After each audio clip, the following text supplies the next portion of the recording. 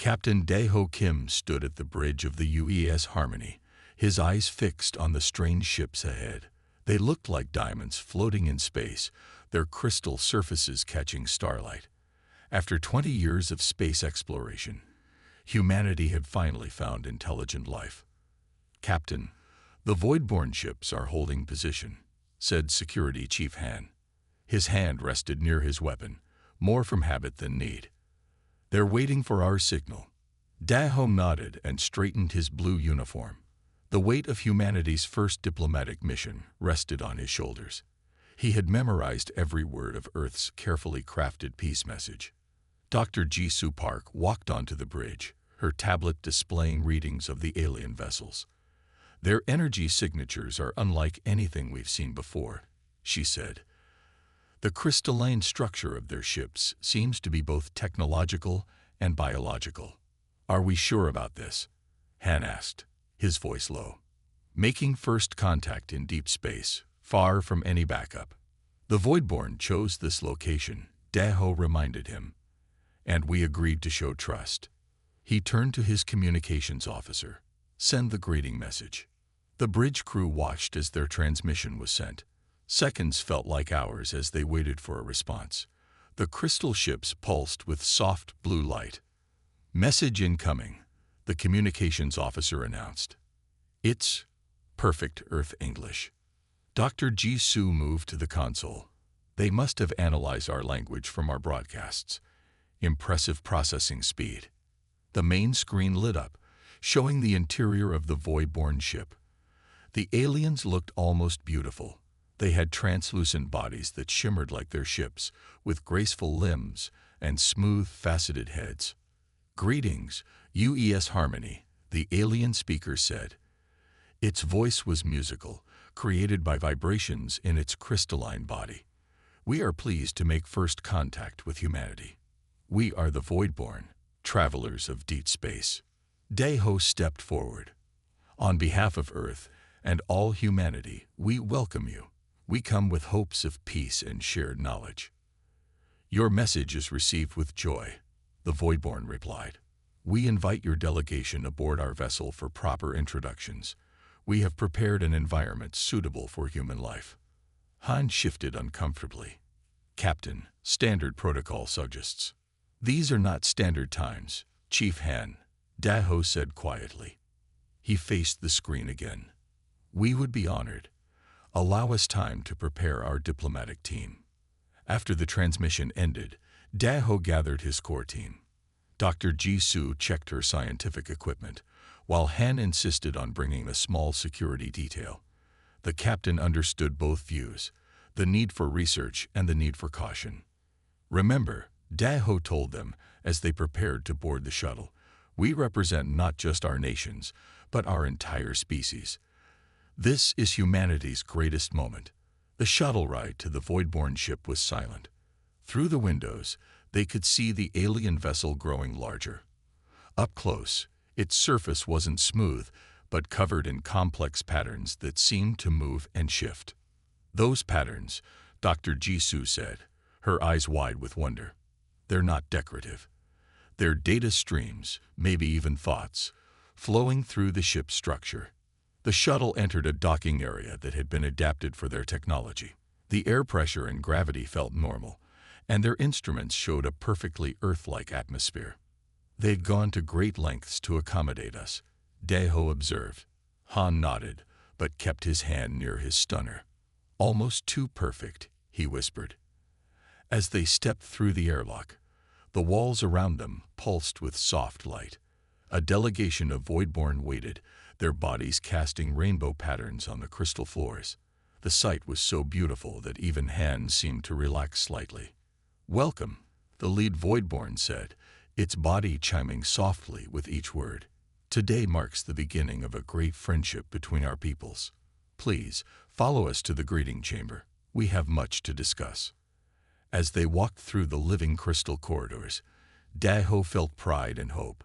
Humanity had dreamed of this moment for centuries. Now they were here, walking among the stars, meeting new life. He didn't notice Dr. Jisoo's slight frown as she studied her readings, or the way the crystal walls seemed to pulse in time with their heartbeats. The mission of peace was underway, and the future looked bright with promise. 3 days into the diplomatic mission, Dr. Jisoo Park sat in her temporary lab aboard the Voidborne ship. Something wasn't right. She looked at her samples again, rubbing her tired eyes. The Voidborne had given them a large area to set up their equipment, but she felt like she was being watched all the time. "Computer, analyze the air samples again," she said. The machine hummed as it worked. Her screen showed strange particles that hadn't been there yesterday. A soft knock made her turn around. Captain Daeho stood in the doorway. "Any discoveries, Doctor?" Jisoo waved him over and pointed at her screen. "Look at these readings. The air in our quarters changes every few hours. It's like they're testing different mixtures on us." Daeho frowned. Could it be their life support systems adjusting to our needs? That's what they said when I asked. But why change something that was already perfect for us? She pulled up another screen. "And look at these tissue samples from our last meal. The food they gave us, it's engineered to map our digestive system." The captain's frown deepened. "Have you told anyone else about this?" "Only Chief Han. He's been doing his own investigating." As if summoned by his name, Han appeared at the door. He closed it quickly behind him. "Captain, Doctor, we need to talk." His face was serious. "I've been watching their weapon systems during our tours. They say they're peaceful, but their guns are always charged, always aimed at something." "Maybe they're just careful," Daeho said, but he didn't sound convinced. "It's more than that." Han pulled out his tablet. "Look at these scans. Their ship has holding cells, hundreds of them. Why would a peaceful species need prison cells on a diplomatic vessel?" Jisoo felt cold. "The cells, are they sized for Voidborne?"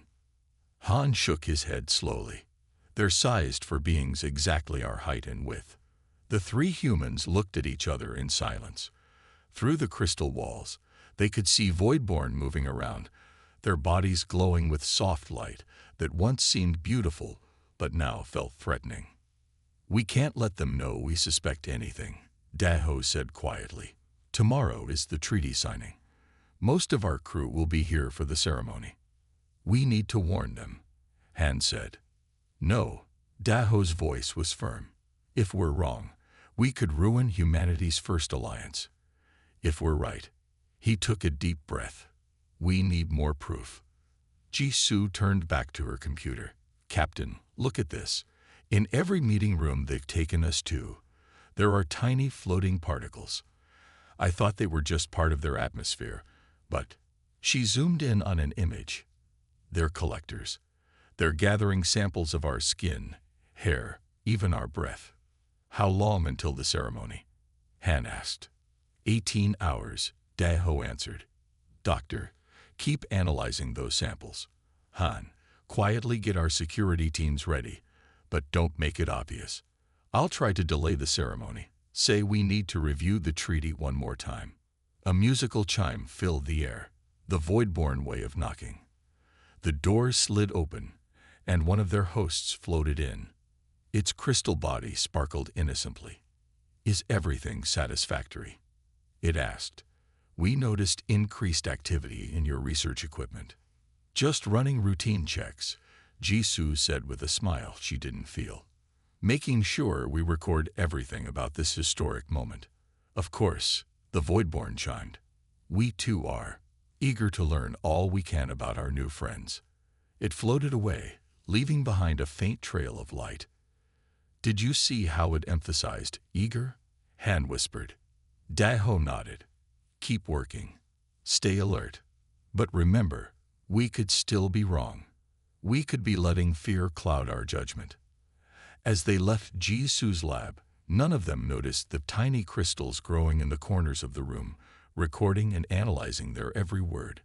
In the great hall where tomorrow's ceremony would take place, more crystals grew, and the holding cells waited in the depths of the ship. The mission of peace continued, but beneath the beautiful lights and friendly words, something dark was growing. Time was running out, and humanity's first contact was about to become humanity's first interstellar war. The great hull of the Voidborn ship glowed with rainbow lights. Hundreds of humans from the UES Harmony stood in their best uniforms, ready to witness the signing of humanity's first alien treaty. Captain Deho tried to look calm as he walked toward the crystal podium. 3 Voidborn leaders floated at the center of the hall, their bodies pulsing with bright colors. Behind them, a giant crystal screen showed the treaty text in both human and Voidborn writing. Dr. Jisoo stood near the back, holding her tablet. She had barely slept, running tests all night. The results made her hands shake. Chief Han and his security team were spread around the room, their weapons hidden but ready. Today marks a historic moment, the lead Voidborn announced, its voice making the crystal walls sing. The joining of 2 great species. Daeho stepped up to sign the treaty. His pen touched the crystal paper, but he didn't sign. Before we proceed, he said carefully, I have a question about Section 7. The Voidborn leader's glow dimmed slightly. Section 7 is simple biology exchange protocols. Yes, Daeho said, but why do you need samples from all our children under 10 years old? The hall went silent. The rainbow lights turned darker. Captain, the Voidborn's voice lost its musical quality. Sign the treaty. Jisoo's tablet beeped loudly. Her eyes went wide. Captain, the air. They're releasing something into the air. Han didn't wait. Security team, masks on. Everyone out. He pulled out his weapon as crystal doors began sliding shut around the hall. The Voidborn leaders grew taller, their bodies shifting into sharp, dangerous shapes. You could have made this easy, they said together. Now we must do this the hard way. Crystal spikes shot from the walls. 2 human crew members fell, their bodies covered in glowing crystal. Jisoo screamed, Don't let the crystals touch you. They're trying to infect us. Daeho jumped back from the podium as it transformed into a mass of reaching crystal arms. All crew, back to the Harmony. Han, clear a path. Han and his security team fired at the crystal walls, their energy weapons making the material crack. This way, he shouted, pointing to a gap. But more Voidborn were coming, floating through walls, their bodies now weapon-sharp. Your young will be perfect hosts, they sang. Your species will serve our evolution. Like hell, we will. Han fired directly at a Voidborn, shattering it. Its pieces fell like razor rain. Jisoo ran to a fallen crew member, but Daeho pulled her back. We can't help them now. The crystal infection is too fast. They fought their way through the ship's corridors. Everything was changing. Walls grew spikes. Floors tried to trap their feet. Ceiling crystals fell like spears. Half the human delegation was already cut off, trapped behind crystal walls. The shuttle bay, Daeho shouted. Run. They could hear screaming behind them. The Voidborn's beautiful music had become a terrible battle cry. More humans fell as crystal shards flew through the air. Almost there, Han blasted another wall. I see our shuttles, but only 3 shuttles remained. The others were covered in crystal, their metal eaten away. Jisoo ran to the nearest one, starting its engines. How many did we lose? Daeho asked as they piled in. Too many, Han said grimly, firing at approaching Voidborn. At least 50 didn't make it to the shuttles. The small ships lifted off as crystal spears tried to pierce their hulls. Through the windows, they saw the Voidborn ship transforming, its entire surface becoming a weapon. Get us back to the Harmony, Daeho ordered. Maximum speed. Their mothership was already powering up, its weapons finally active.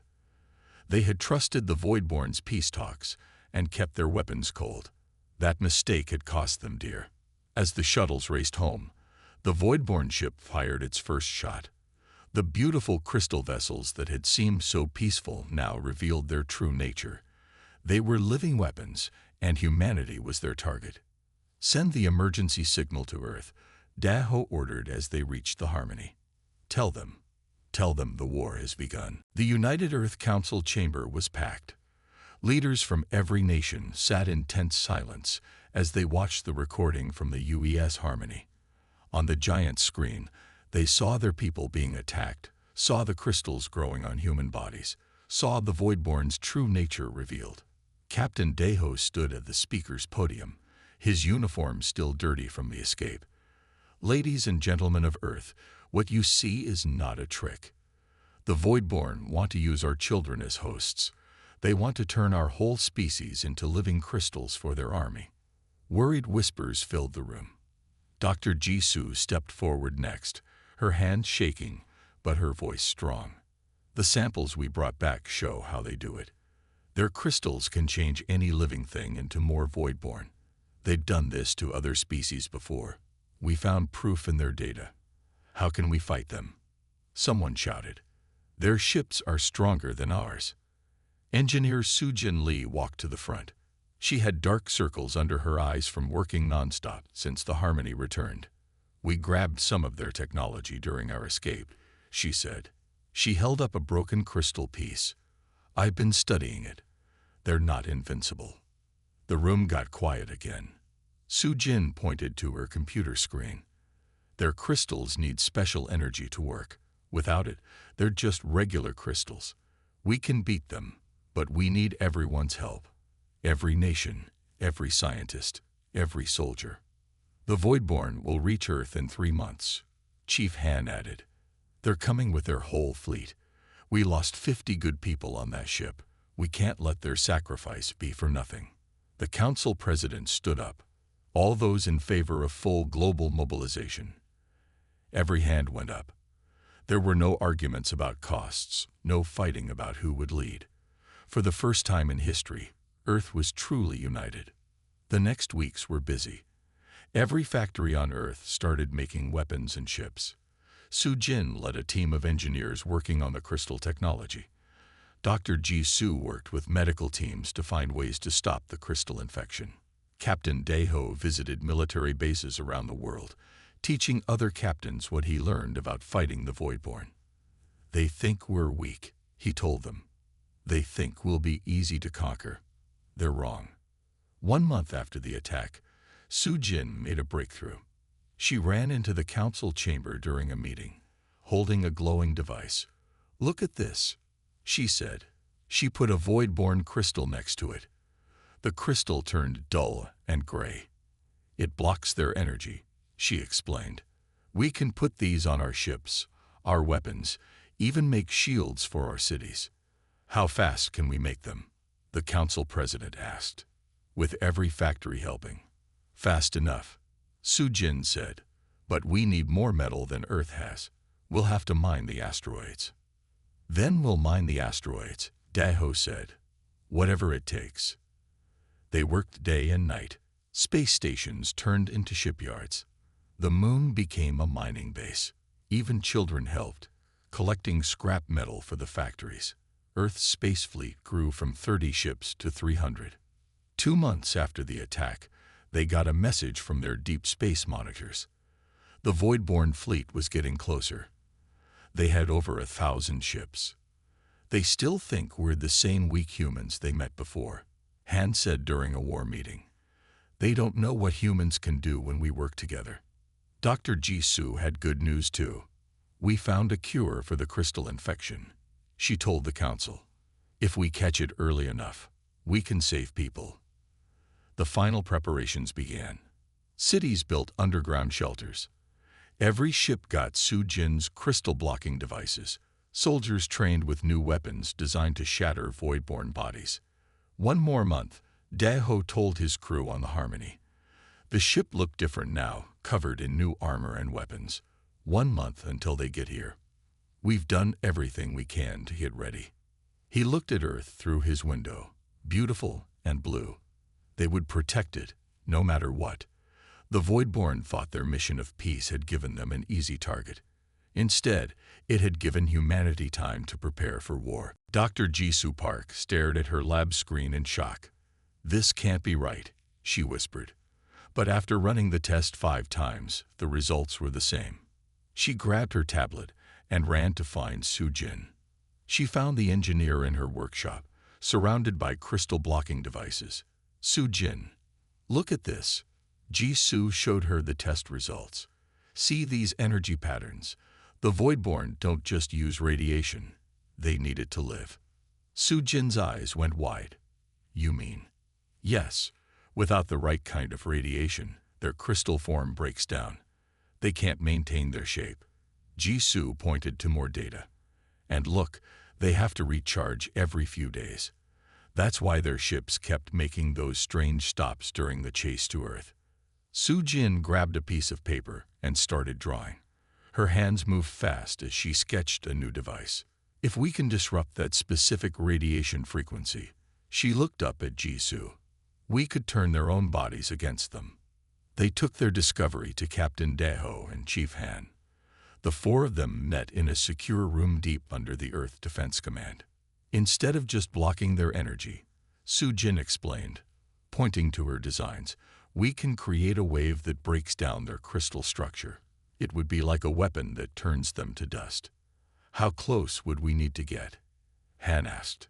Very close, Su-Jin admitted, inside their defense line. And we'd only have one shot. They'll adapt quickly once they know what we're doing. Daho studied the plans. We need a small, fast ship, something that can slip past their fleet. He pressed a button on his desk. Get me pilot Min-Ho Kang. Min-Ho arrived quickly. He was young for a pilot, only 25, but he was the best Earth had. His small attack ship had survived 12 battles with Voidborn scouts. You want me to fly into the middle of their fleet? Min-Ho asked after they explained the plan. He didn't sound scared, just curious. It's a suicide mission, Han said honestly. The chance of getting back out. I'll do it, Min-Ho interrupted. When do we start? They worked non-stop for 3 days. Su-Jin modified Min-Ho's ship, adding special shields and the new radiation weapon. Ji-Su programmed the targeting system to find the exact frequency they needed. The Voidborn fleet was now only 2 weeks from Earth. Their advanced scouts had already destroyed 3 of Earth's outer bases. Every day they didn't act meant more human lives lost. On the morning of the mission, hundreds of crew members gathered to see Min-Ho off. His ship looked tiny next to the Harmony and other battle cruisers. The fleet will create a distraction, Daho told him. When you see the signal, head for their command ship. That's where they store their radiation reserves. Min-Ho nodded, checking his flight suit one last time. What kind of signal? Daho smiled grimly. You'll know it when you see it. The battle began at midnight. Earth's fleet hit the Voidborn advanced ships with everything they had.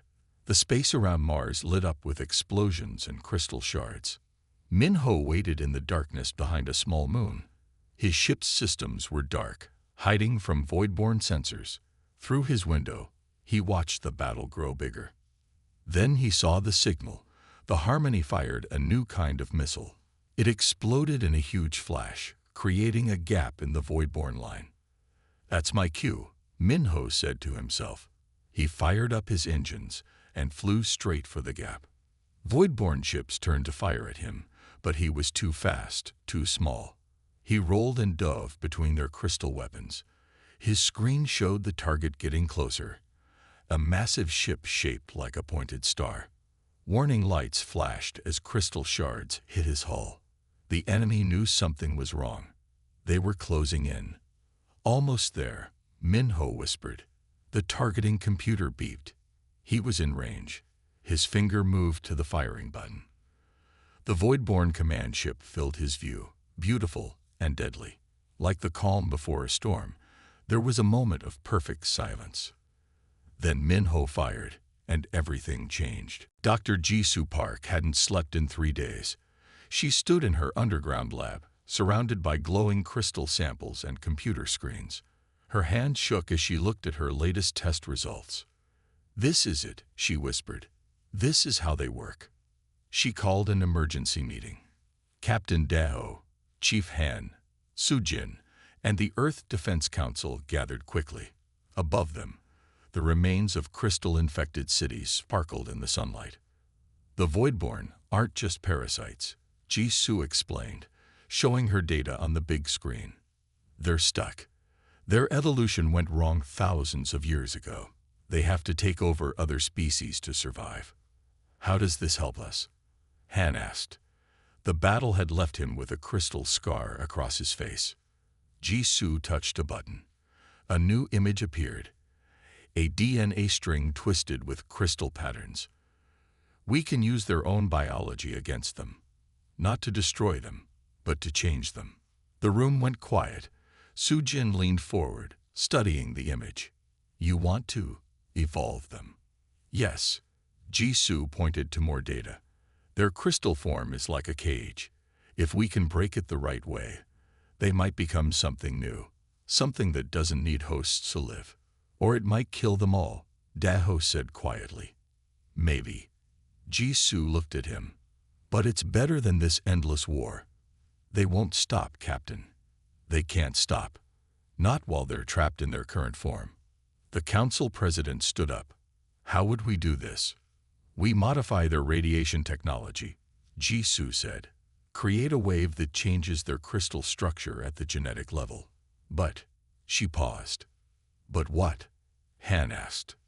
We'd need to release it inside their main fleet. In their biggest ship. The wave has to spread from the center of their population. Everyone looked at the battle maps. The Voidborn main fleet was gathering near Jupiter. Over 1,000 ships, including one massive carrier that held their leaders and backup populations. It's impossible, someone said. We can't get close to that fleet. Not after what happened to Earth. I'll do it, Daho said.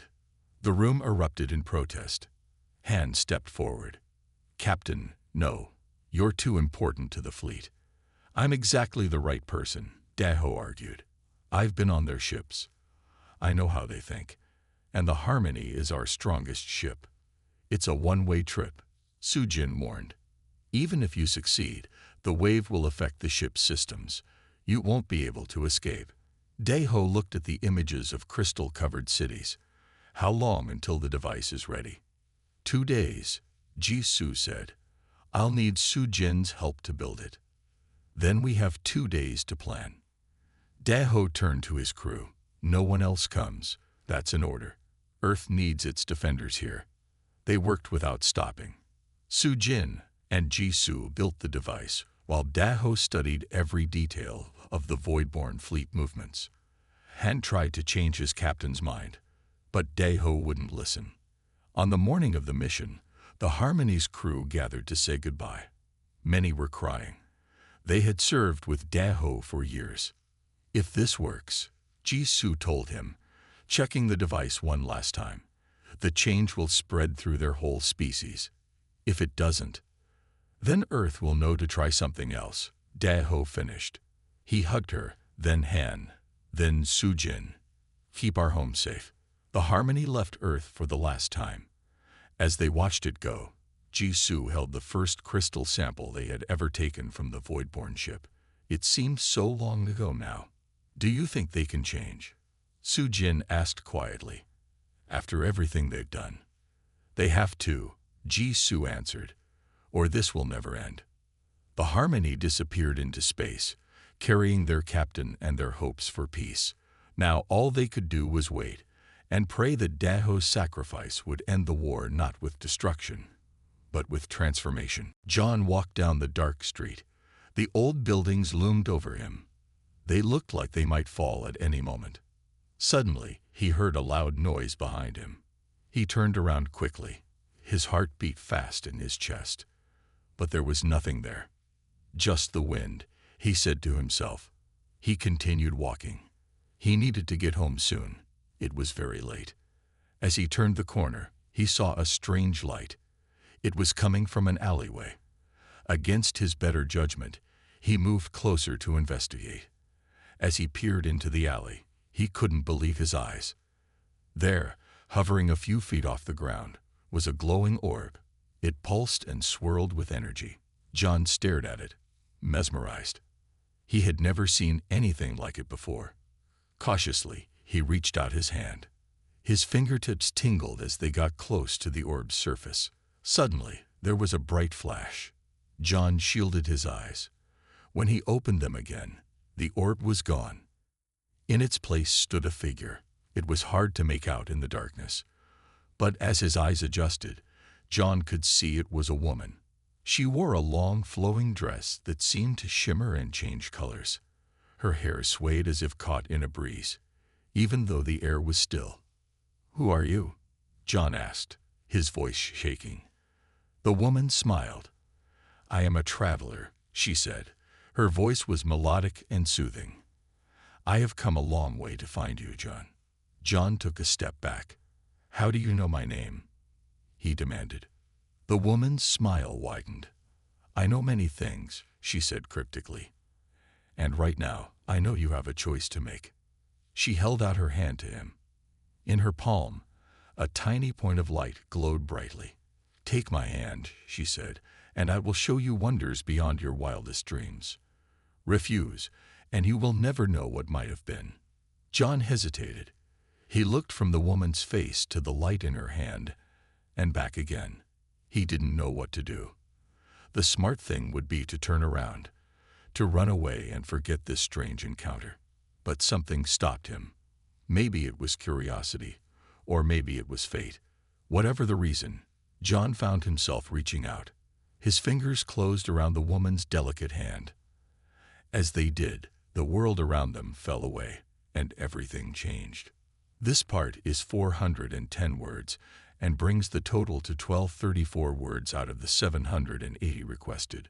The story continues to build suspense and introduces a mysterious, supernatural element with the strange glowing orb and the enigmatic woman who emerges from it. Her cryptic statements and the choice she offers John create an intriguing cliffhanger that makes the reader want to know what happens next. The simple language conveys the key story points in an easy-to-follow way while still evoking a sense of atmosphere and tension.